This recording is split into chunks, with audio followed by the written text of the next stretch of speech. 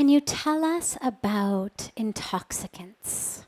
Whether it's caffeinated beverages, whether it's alcohol, whether it's drugs, whether it's tea. Is there anything wrong with taking any of these stimulants? Are they all part of the same, or is there a distinction between them if we're on a spiritual path?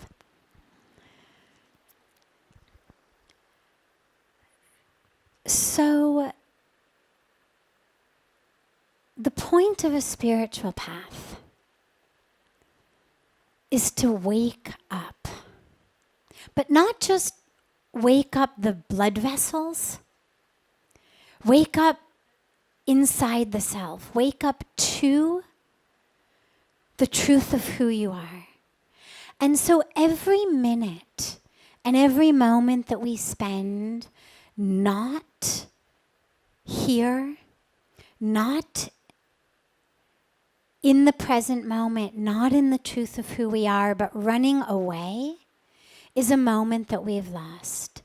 And this is why almost all of the world's spiritual traditions caution us against intoxicants. We are here to connect with, realize, and live the divinity within ourselves. The last thing you want to do is be removed from that. And so any chemical that I need in order to be okay, whether it's neend lane ke liye, whether it's subah utne ke liye, whether it's depression ko dur karne ke liye, whatever it may be for, sleeping, waking, my mood, we always have to keep coming back to the truth, to the self. And so this is why all of the alcohol, the drugs, are things that we know are just escapes.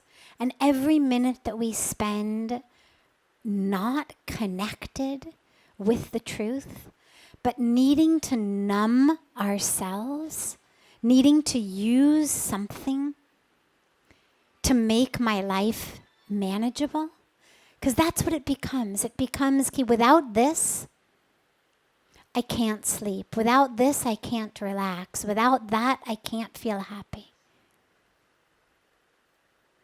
But what our real life is about, what spiritual life is about, is experiencing the joy and the bliss and the truth of who you are. So anything that takes you away from that is definitely going to be something that all of the spiritual teachers are going to say, avoid that. If you can't sleep, ask yourself, what is that stress? What is that tension in your life? What is that attachment? What are those expectations that keep running in your mind that keep you from sleeping? What is it that you're so attached to in your relationships, in your job, in your life, that it steals your sleep? And this is the path of introspection. And then in terms of things like tea and coffee, these are not things that change our consciousness. There's no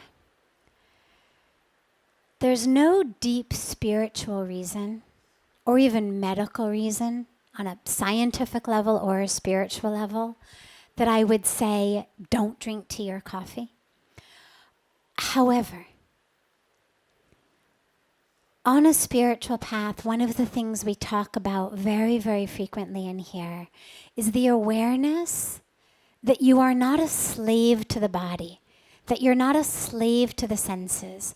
Whether we fast, whether we abstain, whether we stay awake temporarily, it's to teach us, I'm not a slave.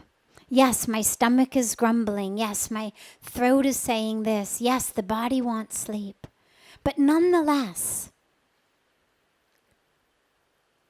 I'm on a fast, or I'm staying awake all night meditating, or I'm abstaining, to teach us how to live with discipline, to teach us how to be not the slave of the body, but the master of the body.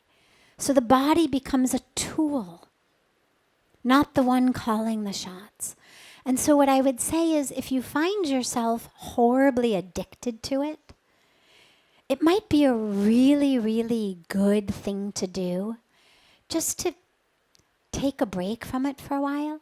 Not because it's bad for you, again, either spiritually or scientifically, but simply because there shouldn't be anything in your mind that you feel like, without this artificial substance, I cannot function. Simply to teach yourself, body is clamoring for a cup of tea or coffee, but I'm not drinking it. And I'm still here. And the sky hasn't fallen. And I haven't collapsed. And I haven't died. And I haven't been unable to function. I've got a headache. All right, it'll go away. I mean, really, like that's the worst that happens. You're a little groggy, you've got a bit of a headache. But we become such slaves to it. And so a lot of that practice is not because the item is actually bad, but simply because thinking that we need it is an obstacle on our path. Feeling like I cannot be awake, I cannot be peaceful, I cannot be happy until and unless I smoke that or drink this or inhale that or inject this. It keeps us all stuck, regardless of what the chemical may be, regardless of whether it's something as harmless as tea or harmful as heroin. Either way, the message it gives to us is you are stuck. And simply in the name of freedom, if you feel that you're stuck with anything, it's always a great practice to just give it up for a while. Even if you're going to go back to it. I mean, not the heroin, of course, but the tea. You may go back to drinking tea, fine. If it doesn't upset your stomach, no problem. But at least do it with the freedom of choice. Because that's the highest aspect of the spiritual path, is freedom.